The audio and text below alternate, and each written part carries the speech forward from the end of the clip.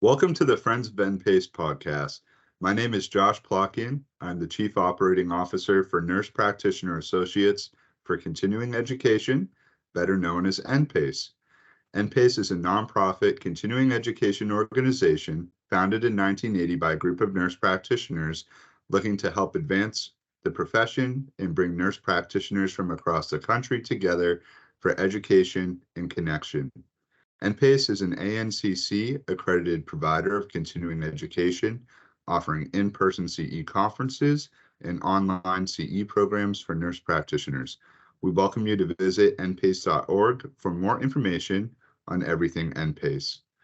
We thank you for joining us for the Friends of NPACE podcast, and we're excited that you've chosen to tune into our conversation today about management of obesity in primary care. Before we introduce our guests, we want to remind our audience, wherever you may get your podcast, to please subscribe, rate, leave comments and reviews, and let us know what you think. The Friends of NPACE podcast can be found on the NPACE Learning Center at learn.npace.org/podcast, on YouTube on the NPACE YouTube channel, and on Spotify and Apple by searching for the Friends of NPACE podcast. Before we introduce our speakers, we have some important information to share regarding continuing education for this podcast. This episode of the Friends of NPACE podcast contains 0.5 CE credits. In order to earn CE credits, no matter where you may listen or view this podcast, if you would like to earn CE, you must complete the post-test and evaluation for this podcast on learn.npace.org/podcast. Relevant disclosures for each of our speakers and guests can be found in the disclosure section of the podcast on learn.npace.org/podcast. For this episode, we would like to thank Lily for providing an educational grant to help with funding for the podcast. With all of that said, we can't wait to get our conversation underway with our two amazing guests today. And without further ado, let's introduce them. Our first introduction is one of NPACE's team member and our podcast host, Terri Schmitt. Terri is currently the Executive Director of NPACE and has been with the organization since 2020. She also works for Galileo Health as a family nurse practitioner and diabetes advisor, and previously served as a professor and dean at Chamberlain University School of Nursing. She works in various clinical and educational leadership positions as well. Joining Terri today is Christine Kessler and Angie Golden. First, Christine is an award-winning nurse practitioner, national international speaker, prolific author, and content consultant specializing in general endocrinology, genomic medicine, obesity, and metabolic medicine.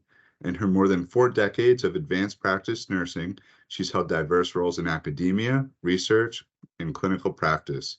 The latter as a critical care clinical specialist and ACNP intensivist and an endocrine specialist. After 15 years as a senior nurse practitioner at the Department of Endocrinology and Metabolic Medicine at Walter Reed National Military Medical Center, Christine founded the Metabolic Medicine Associates in rural Virginia, where she provides general endocrine services and weight loss management, as well as national endocrine consultation to providers. Christine has received numerous top clinical practice and patient satisfaction awards, including the Fort Belvoir Hospital Development of Medicine Silver Ace Award for Top Medical Provider and the Rare Coin of Excellence, personally awarded by the Surgeon General for having the highest patient satisfaction rating of all healthcare providers in the Army worldwide.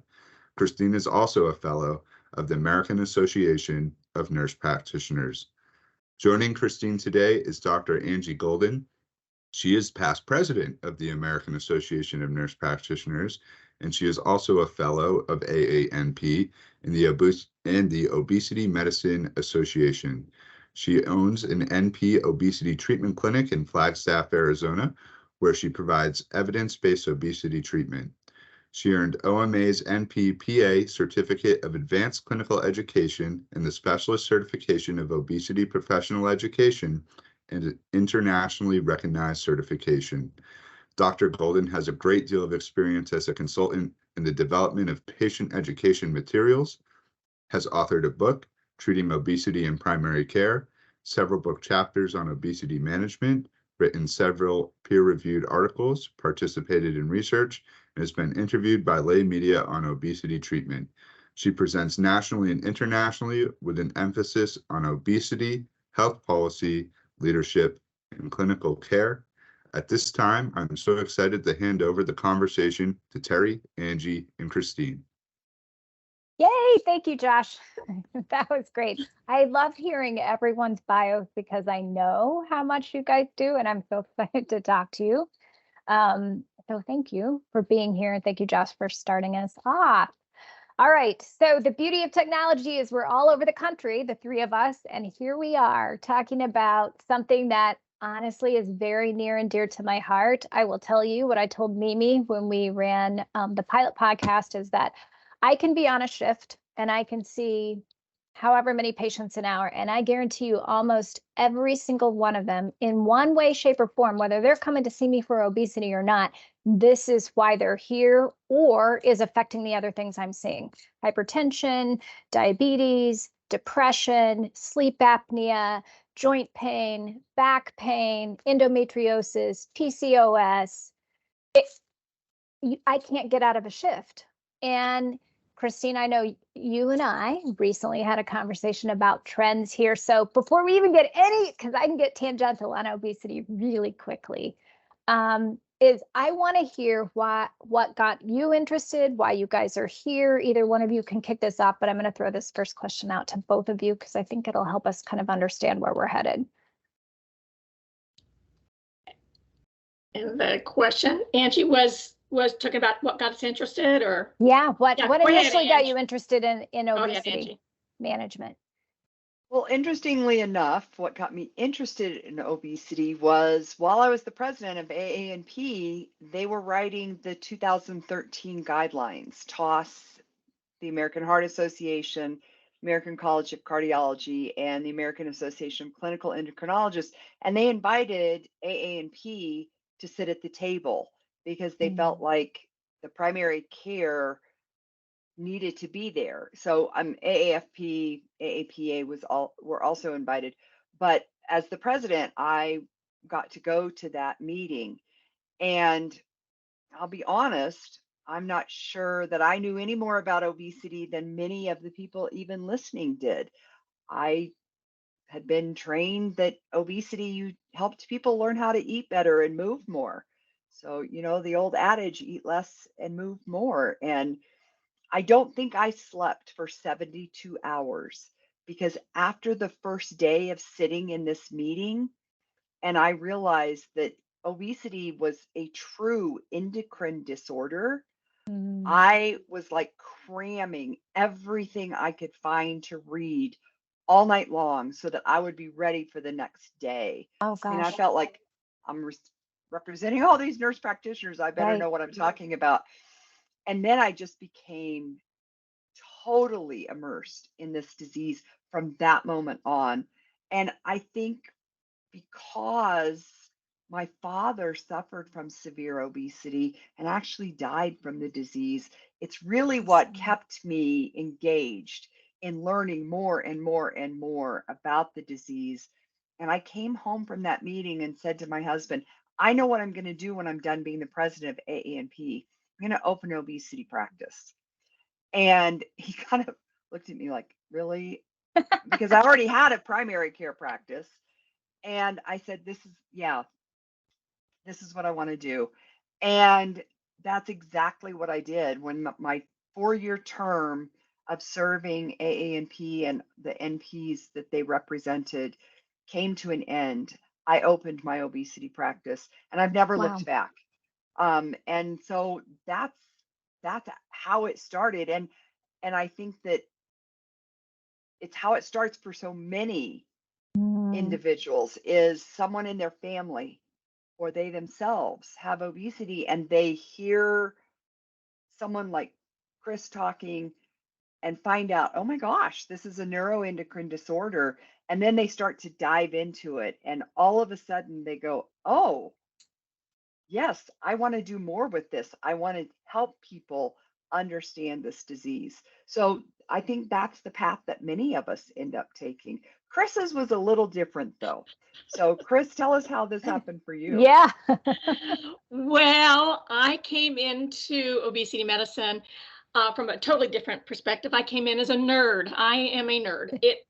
When I began full-time endocrinology practice in 2000, I quickly noticed that about 80% of my patients, much to your point, Terri, 80% of my patients struggle with overweight and obesity. And just as quickly, I realized there's a common thread between them all, and that was insulin resistance. I saw that in adiposity. I saw that linked in type 2 diabetes and then cardiometabolic disease.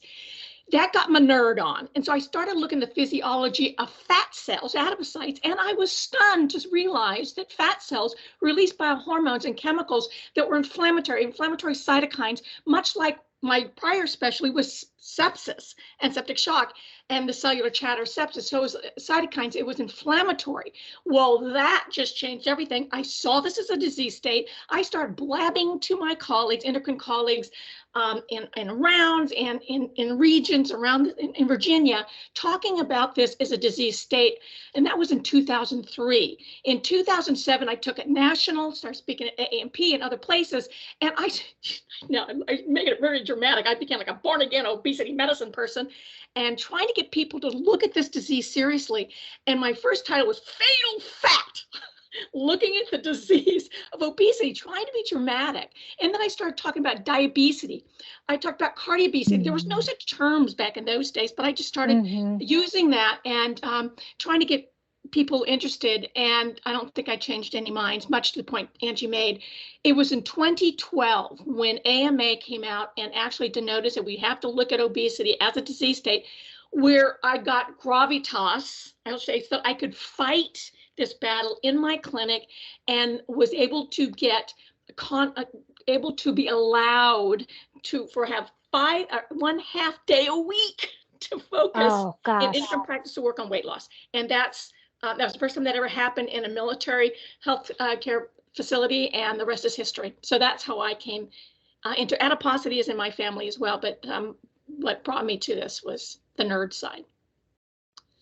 Interesting. I like both of that. The things that stand out for me in what you just said before we get to question 2 is it's really only been a decade. How can it have only been a decade that we've been focusing on this disease and we still may not be in the right direction?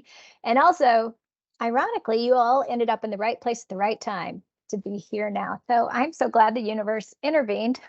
The other thing about that, Terri, that I learned at that first meeting, I was seated next to Dr. George Bray, and it sort of felt like everybody in the room was coming and kissing his ring. I mean, there was not a single person in that room that was not showing such respect. So that was the first person I Googled.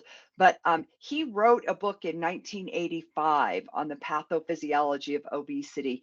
And he will tell you today, in his 80s, that he couldn't figure out why it took the AMA so long, decades and decades, to finally recognize that his 1985 work deserved the credit for obesity to be called a disease. And I think Chris's story follows that very well. Yes. So I just think it's interesting that, we all give the AMA credit for naming it a disease in 2012, when in reality, we had all these tremendous minds long before then who were trying to call from the mountaintop, and just none of us were hearing it yet. Yeah. Well, hopefully we are now and changing that. All right. So here's the next thing before we get into treatment. Angie, I'm going to direct this toward you. What are the keys to obesity management that clinicians are missing in primary care management? Why are we getting this wrong? I think the reason we're getting it wrong is our educational model. We're still being taught in our educational model that we just need to tell people to eat less and move more. We're still treating obesity as a behavioral disease. We're still not recognizing the neuroendocrine dysfunction. So I am a person with the chronic disease of obesity. So right now I'm in management. I'm in chronic management. But when my BMI was 34.9, People looked at me and thought I ate too much and I didn't exercise enough. That's all behavioral. Nobody recognized that long before I had excess adiposity, the chronic disease of obesity had already begun, and I had an endocrine dysfunction. In other words, the hormones that impact weight regulation were no longer working. So I had elevated hunger hormone and either decreased satiety hormones or my brain couldn't hear them. We all know about insulin resistance. We've known about it for years, but we don't hear anybody talking about leptin resistance, which is the hormone for satiety. So I was hungrier, therefore I was eating more. And instead of my body being able to increase my energy metabolism to offset that increase in food consumption, Right. or to increase my satiety so I wouldn't eat as much the next day, which is what happens if you don't have obesity. In obesity, my body just goes, oh, well, we better store this stuff. And so slowly over time, increased adiposity occurs. And then we get adiposopathy, like Chris was talking about. That is not being taught in our graduate programs. So that's the very beginning key of what's missing. Then we aren't getting it taught to the people after they graduate. So it's, to me, the key that's missing is for people to understand it as a disease. If they understood it as a disease, like they do diabetes, they would say, I'm going to have to treat it. They would quit saying, I don't have time for one more disease, because nobody says that about diabetes. If a patient comes in with an elevated hemoglobin A1C, everyone that's listening says, oh, wait a minute, I got to do something about that. I don't care what the patient came in for. Their hemoglobin A1C is 13. I'm going to look at that. Right. And I'm going to do something about it. Somebody comes in with severe obesity, a BMI of 42. They may not even mention it, let alone start doing something to treat it. Yeah. No, I appreciate you saying that. Go ahead, Chris. What do you want to add? To add to that point, and she's right, and that's why my endocrine nerd got in, because it is a endocrinology disorder. The other point to Angie's mentioning this is, and she and I have talked about this a lot, we're not starting soon enough. So we're looking at obesity, we're missing the point. You brought up type 2 diabetes, Angie, and this is an important point, because we're now, there's a big focus on pre-diabetes, and everybody's looking at, well, I'm looking at pre-diabetes, and that's where we're looking at the biomarkers, we're seeing it. We're waiting too late. The disease has gone on. There's a lot of morbidities and a lot of complications associated. We need to look at pre-obesity, which is overweight, and then beyond that, looking at those biomarkers, could be genotypes. We don't look at all the biomarkers yet. We don't know them yet to see even before the start of pre-obesity, or overweight. So that's what is missing in obesity management. We're doing an intervention. We're not doing prevention, and prevention is aimed at the wrong thing. It still, as Angie's talked about, it's a neurohormonal. If they're looking at just behavior, it's going to be more than that. I can guarantee you, like we're doing with pre-diabetes. Weight loss is part of it, but there's a lot of the cellular chatter is off, and we need to start fixing that early on, but we're not there yet. At least think pre-obesity. I'm always looking at that. That's the focus. Okay. Treatment. So. I'm rapidly taking notes. If you see me looking down, this is what Terri's doing. She's taking notes. I want to recap what you just said, because I think we aren't saying this enough. One, education is near and dear to my heart. We have got to change our neuroendocrine education models in graduate school. We aren't getting in depth enough.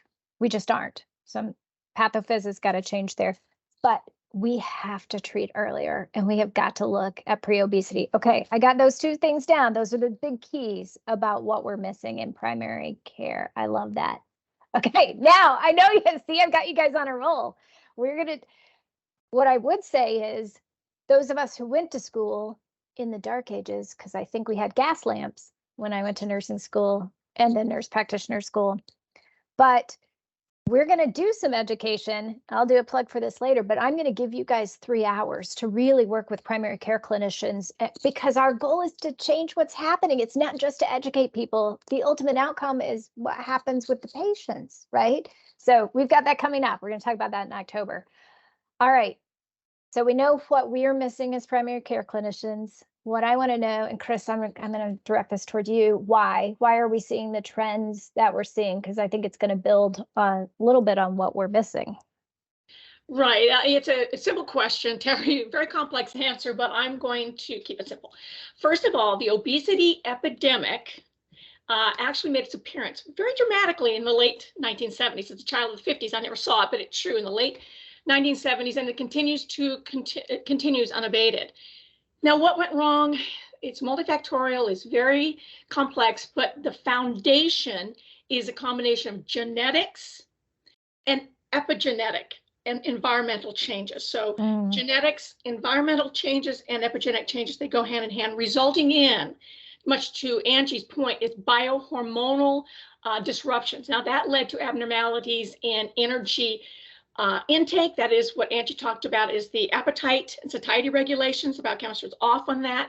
There's energy storage was messed up. That's fat mass. It's not working right and growing correctly. And then there's energy metabolism just impaired, how the body utilizes energy. So all these things are impaired. Now, genetics and polygenic risk, as Angie has a family history of this, is a big player in all of this, but DNA is not destiny. And that's where you get the environmental changes that came in and lifestyle changes that occurred, colleagues, early in the last century. It didn't just come on in the 1970s. This is epigenetic changes. And what happened? Now, the biggest thing is the environmental impact. There's many, many causes, but the environmental impact that I focus on, because I see it in all the other autoimmune disorders, is endocrine disrupting chemicals that had a big environmental impact on us and lifestyles. And this altered our food and our food growing practices. And you look at plants, crop growing is quite different. We talked about this a lot. Livestock, what are they eating? What are we injecting them with? Hormones, antibiotics. We got to think microbiome, another topic that I've been speaking for 30 years. And then this is a big one, highly processed food and highly caloric dense food that's in great abundance in this country. But not only that, we've also changed things. We have shelf life extenders, color enhancers, flavor enhancers. We're utterly enhanced our food. Not only that, the environment around us. Look at the clothes we're wearing. They got a wrinkle. Why? What chemicals in that? What am I absorbing? I mean, it's everywhere. Right. You look at the clothes, you're looking else in the environment, but stress is endemic. We're talking uterine stress now. We never looked at that as significantly. And there's a big epidemic, and that is non-nutritive sleep. We have a sleep deprivation problem pandemic in this country as well. So all these things play a role that leads to what we're talking about, the biohormonal mess up, that leptin resistance, insulin resistance, all the other markers that change the way we eat, and how it's not just food, but how we react to the food has changed. But I think the more important thing, and this is the point we've been talking about, Terri and you, Angie, please, we're talking about why are we seeing this emerging? We've been seeing this emerge since the late 70s. Yeah. How can you ignore it? It's everywhere. It's growing more and more. The question is why did we ignore it? And that is the shame of the medical profession. That was the question you asked. Why is it that it has been ignored? And Angie and I have talked about this, and a lot of it that we'll be talking about, and other times we're speaking together on this topic, but that's later. I'm just so grateful. When I started blabbing about this in 2003 and saw this is an endocrine disorder, a cardiometabolic altogether, saw that it's been 20 years. But I am so grateful that, Terri, that you, NPACE, has taken an interest, that you're calling us in here. And by the way, what I'm also grateful for is a side positive thing with this whole obesity medicine thing in my journey. I met Angie, who's become one of my best friends through this. It's through this common, we have a passion, as you're seeing with both of us, on this disorder. And you know what? Because we've ignored it so long, it's been to the detriment to many patients that we've seen. We're talking 2 decades that we could have done more for. We have to stop that now and let it go forward. So thank you. And Terri, I think there's another thing to bring up about why we're seeing this, because I can actually tell you exactly when my genetic susceptibility for obesity got turned on. I was placed on 3 obesogenic medications. Yes. Now, I had to be placed on them. I had a severe cardiac situation, and there was no choice. I mean, I look back and go, well, okay, maybe one of the 3 medications, they could have used a different one. But every day, the people in our audience are actually prescribing medications that have the potential to be weight promoting, AKA for a patient who does not yet have obesity turned on, the susceptibility's there, they may prescribe something that actually turns that susceptibility on. It's been talked about as genetics is the lock and the endocrine disrupting the environment, something biologic, or perhaps an endocrine, an obesogenic medication is the key that opens the lock. And Right. so I Yes. think that's something that is another piece of the trend that we don't often think about in the last 20 years. Many of our medications that we prescribe for other things are actually Yes. obesogenic. So I And think that's another piece of our trend. I love that both of you brought that up. We could go on and on about that. We have a pharmacist, Jay Gupta. I know. We have a pharmacist that works with us, Jay Gupta, and one of the first things he talks about is that. He's like, if I have H2O and I add another molecule of just oxygen, which is great by itself, I all of a sudden have hydrogen peroxide. And he goes, we combo meds all the time. And he said, we don't know what's happening with that, what we're turning on and off. And he said, we're just spraying ourselves with chemicals. So not that meds aren't good. I mean, we all practice here, and we have to go with the best that we know, but I love that we're discussing But there are this. some meds that there are good alternatives, Yes. and we just don't think about them. So I think that's one thing, and I think that's something that Chris and I are going to spend some time on in the workshop that you mentioned. Yay! Is okay, Yeah, I here's have a whole something to list of start them. the patient on, but is there an alternative? Right.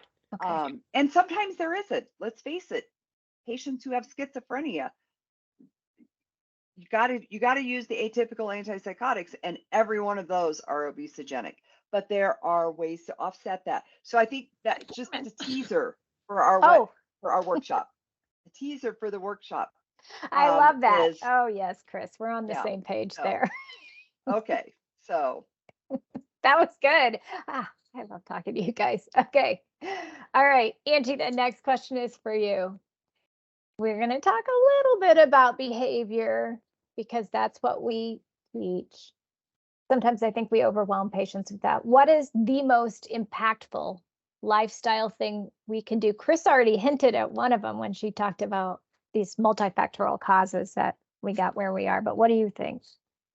No, I think when I start to approach a patient about lifestyle changes, I back away from their obesity and I look at what their other obesity related complications. You started listing them, Terri, and I was afraid you're going to do all 236, and that would be the end of the podcast. But I say to them, you know, when your hypertension was diagnosed, when your diabetes was diagnosed, what did they tell you to do about your eating? And they're like, oh, yeah, they gave me this diet to follow, this DASH diet. So I remind them that for every chronic disease, eating plans and activities support the entire part of the treatment plan. And the reason I do that is that most of us with obesity have been shamed by our healthcare providers by right up front saying, you need to eat differently and you need to be more active. Although most healthcare providers say you need to eat less and you need to move more. So, you know, you need to diet and do physical exercise. I try to make sure it's clear that there's no shaming about what we're about to talk about, that we're going to talk about ways that they can participate in their treatment by using eating plans and physical activity to support their overall treatment plan. It is not the 2 pieces of treatment. Gotcha. It's a part of the bigger plan. So I really start out with a much broader look at treatment before we hone in on the shared decision making of what changes they want to make. Mm, And mm, sometimes it's a whole eating plan, but I would say most of the time, the very first impactful thing is for them to start tracking what they eat. Because when they become aware of, and I just had a patient this previous Monday that said until she started tracking, she truly did not realize how often she was using drive-through. Like she knew oh, she was going, I mean, she knew she was at a drive-through frequently, but not truly how often. And as we wow. talk about ultra processed foods, that became her primary goal in her shared decision making was to reduce that. And so for every patient, it's different. So when they're in the active phase of obesity treatment, it's about how do you change that relationship with food? Okay. Okay. Whether Hmm. that's decreasing ultra processed foods, maybe you're a person who's not been dieting your whole life. So you are eating 2,800 calories a day, and you can do calorie restriction as your sole initial process. But for most patients, it's about finding small changes Okay. and moving forward. And then starting to understand how much are you moving. But it's not until maintenance that activity becomes critical. But you can't wait until maintenance and then say, okay, I want you to move 420 minutes a week. So you're slowly increasing that through that time. So the big lifestyle change that's first is making sure that you are not shaming the patient. Then start to talk about Okay. how can you change your eating. And I think Chris's point of what damage are we doing to the microbiota? So how can I slowly move people towards a more healthy way of eating? Can we move just a little bit towards more whole foods? Can we reduce some ultra processed foods? Okay. I love that. Now, some Chris. patients, they are in 100%, and they, especially up here in northern Arizona, they are whole food, plant-based. Bam, they are in. They're they're 100% in. That's great if I find those people. I'll support that all day. But for most patients, it's incremental. Okay. I like that incremental, but I like the not shaming. Chris, what would you add? And shaming is very important a lot because research is very clear. If the patient perceives judgmental behaviors on behalf of their provider, they're not going to be successful. And Mm, that relationship is so important, particularly with lifestyle, which is habits, and changing habits is hard. And understand the bias is not just from us. They have their own biases towards themselves or why they have it. So yeah. that we need that relationship. And to the point of Angie, this self-awareness of what they're doing to her patient, she just came across with. That's what I get to the big whys, or what, why, when. And I like to look at what do they eat? Generally, that's one thing they do. Why do they eat? What's driving them? And that's a big thing, because when you look at binge eating, or if you're looking at cravers or addictive behaviors, that's an issue. When do you eat? This is very important, because when do they eat? Late at night. If they eat 25% of their calories in the evening, they're going to end up hanging more onto it. And it has a lot of insulin resistance. What they eat late actually increases insulin resistance. And then you're looking at not only that, where do they, to Angie's point, they're going through the drive-through. How often do they're doing that? And then this is the big one I found in endocrinology, and we're dealing with a lot of autoimmune disorders, which, by the way, the endocrine disrupting chemicals and everything last century has caused an increase in. And that is, how do you feel when you eat? So food is drug, and it affects it. Just like we're talking drugs together, you were mentioning can increase or decrease effects of the drugs. We know that through genomics and pharmacogenetics, but food does the same thing, combinations of food. So what I look at is, how do you feel? Because food has drugs. We talk about drugs with side effects, obesogenic, but foods can be, a lot of intolerances will lead to it. And I've seen patients by how they feel. Do they feel better, relieved, brain fog a couple hours later? Do they have pain? Not just GI bloating, because that causes that change in the gut microbiome, this is very important because the gut is 70%, 75% of the immune system. They release T cell lymphocytes, and that, when I have patients just get rid of food, they don't change calories. They just get rid of the offending foods. It could be flaxseed like it is for me, but and other ones, but if you remove the food, no change in calories, they lose weight. So we know that even food intolerances for some people can increase weight if they are genetically predisposed to gain weight, even if those are not. So FYI, how do they feel? I always add that in because I've seen autoimmune disorders improve as well by getting rid of the food intolerant foods, and I was stunned to see weight loss related to it. Okay, great. All right. So, gosh, I could go on about this forever. I love talking about this stuff. Chris, you're bringing out the nerd in me also. I do want to talk meds because meds are important in this conversation because we're talking about a neuroendocrine disease. So, Chris, this actually starts with you because we've had some changes recently in what we're doing for medications for obesity. Well, 3 quick points because of time. The 3 big points, primary things that clinicians understand. First is drugs, and I will talk about GLP-1s. First, the drugs we have approved by the FDA are safer. They're not the old fenfluramine or the Meridia and the problems we had about 30 years ago. So they're safe. The drugs we have, they're out there now. You can lose weight at least 5%, sometimes double, triple, more than that with the weight. These medications, the anti-obesity medicines, are out there. They're effective in the responders and certainly with lifestyle changes. The big thing that's gotten people interested and all the celebrities going on with this has been the GLP-1s. That's my other nerd thing because I'm telling you, I've been a nerd about GLP-1s for 17 years. And when I saw these incretins, what it can do, these meds are exciting because they go beyond just reducing numbers on a scale, which I love. Angie mentioned this is more than just reducing numbers on a scale. It's not reducing just fat mass. These things help mitigate a lot of the cardiometabolic or the metabolic disease risks or biomarkers.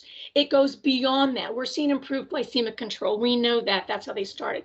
We know it reduces some of the biomarkers, triglycerides and the like, which are key to insulin resistance. We know, though, the great MACE data, so it actually, independent of weight loss, we're seeing reduced you're seeing these GLP-1s coming out, reduced good MACE, so you got reduced heart attacks, reduced strokes. We just came out just a couple weeks ago coming out showing some of the researchers coming out reducing heart failure in some of these high-risk patients, and then HFpEF, and then you're also seeing reducing, it's pleiotropic for fat in the liver. We know that it has pleiotropic effects in the brain, so it does many of the morbidities and complications associated with obesity, regardless of the weight loss, is mitigated with the GLP-1s, because this, as Angie said, some of these drugs are not working well, or these hormones we make are not, they're resistant to or not working or not making enough in people with obesity and or type 2 diabetes. So these are very exciting. And cardiologists all want to be endocrinologists now. We got the best drugs. Well, cardiologists are kind of being forced into becoming endocrinologists now, I would say. Some of them are doing it a little reluctantly. I think the one thing that I would like to encourage people to hear what Chris said is that super responders, there is this reality that's not being talked about because of TikTok, and that is that there are about 3% of people who actually gain weight on GLP-1 receptor agonists. And the reason I think that's important for our audience to hear is that when that happens, those patients get accused of not following a diet plan. When in reality, probably, we don't know this yet, but probably we're going to find out this is about phenotypes and genomics. Right. So yes. Let's not start a shame and blame game. And so I'll out myself. I was started on a GLP-1 receptor agonist, and I'm one of the 3%. I had made no changes. I was tracking my food. I had not made those changes, and my weight went up in the first 6 weeks. So I clearly was one of the 3% that gain weight with a GLP-1 receptor agonist. So I just want our audience to understand that. Now, that said, I have a family member with pretty severe obesity who is a super responder, like Chris is saying, and has lost 72 pounds on a GLP-1. Wow. So Even on I six. think that we, the golden ticket to all of this is, how can we figure out who the responders are and who is not, even before we start the medication or shortly after? And Dr. Lee Kaplan from Harvard did a recent presentation, and he talked about, first of all, I love his statement, and Terri, you're going to love this. Overeating doesn't cause obesity. Obesity causes overeating, which is kind of how I started this, right? Yes. But he also said we need to quit waiting for the scale to tell us if the medication is working. Yes. That's treating the sign of obesity. Right. We need to look at the symptoms, and our patient within 2 weeks of starting any of the anti-obesity medications should have some improvement in symptoms, meaning they have less hunger and or an improvement in the feeling of satiety. So when 2 we start weeks. these meds, we should be asking patients in about 2 to 3 weeks, are they having any side effects? Is their hunger less? So that means you had to have them measure their hunger objectively when they started. Scale of 0 to 10, measure your hunger a couple times a day. When are you hungriest? When are you not? And measure their satiety. Did you feel full after you had servings of food? Now, 2 to 3 weeks later, and every patient that's on a medication that's working for their obesity, it's impacting the endocrine and neuro dysfunction of the disease, will tell you, you know what? I'm not as hungry. I'm not eating in the evenings now. Or I don't have cravings for those foods that I did. And those symptoms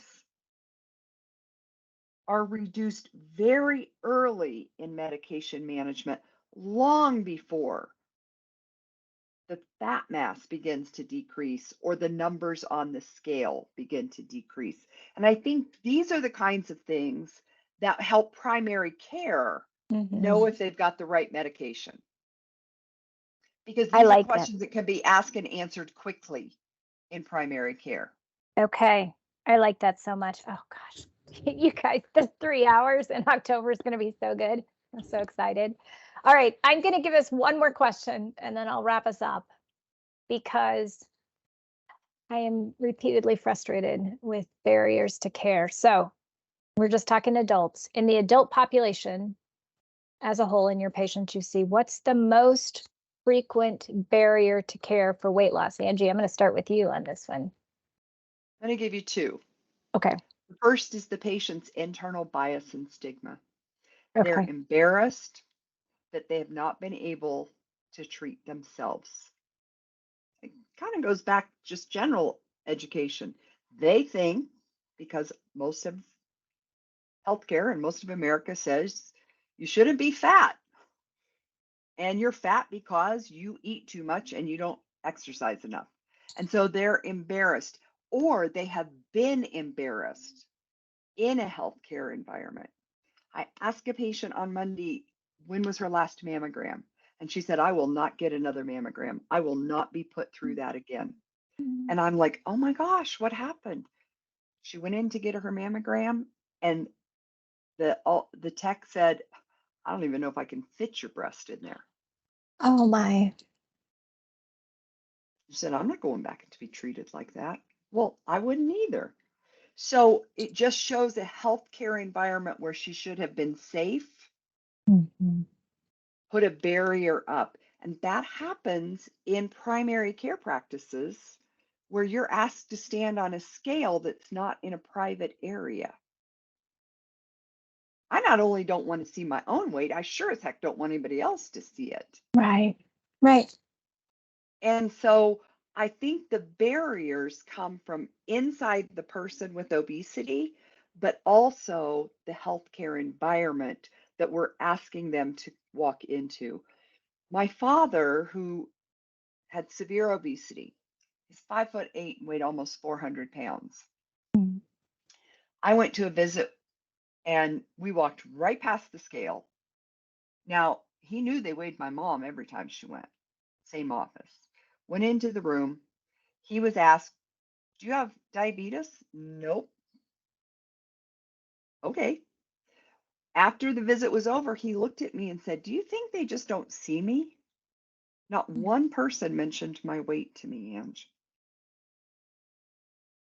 So not bringing it up is as much a stigmatizing feel as bringing it up the wrong way. So I think those are two of the biggest barriers. I know Chris has got some more, and maybe she'll bring up the whole insurance issue, but if she doesn't, you can come back to me. But I think those are the two biggest issues. I No. appreciate that. Those are And well it's felt. funny that you mentioned that, because that's where I was going. So as a patient, internal patient, that was a big thing, because they have great desire, but I always find out how much they really believe that this can happen, that they will be successful. It's perspective. They can be motivated, they want to do it, but they don't think this is going to happen because it's never worked before. It's self-sabotage and it's self-fulfilling prophecy, as well as the biases. Getting the drugs, Greg, you have the best drugs in the world. If you can't get it, you can't access it. That's a problem. And that is a huge lecture in itself. And the other thing that's so that's a big thing, the belief that they can, and then being able to access it, which has a lot of little layers. I know we're almost ready out of the time here, because I've been seeing we only had a few minutes before this. And and the big thing that I think will sabotage, maybe a barrier to sabotage, is the misunderstanding of metabolic adaptation in the weight loss. People can go into we can't stop this without mentioning that we can go into plateau. Plateau is good, but the body will, genetics, everything will, with not going back into this, or why the body will want to maintain and defend that fat mass, much to the detriment of the patient. Much like the kidneys get spared, I get hurt when somebody has heart failure, which it hurts the heart, but it's the same kind of thing. And that's something patients need to understand. So they think they're failed. And that's another thing that can be sabotage, actually very successful weight loss. And then all of a sudden they need to understand that whole process, which we're going to talk about. And I think that's so important, that our patients come in and they are actually very successful at weight loss. They've done it 7 to 8 times very successfully, but they don't understand that when they lose the weight, part of the dysregulation and the pathophysiology is that the brain sees the higher fat mass as normal, and so increases the hormone of hunger, decreases satiety hormones, and decreases total energy expenditure in order to get that fat mass back up.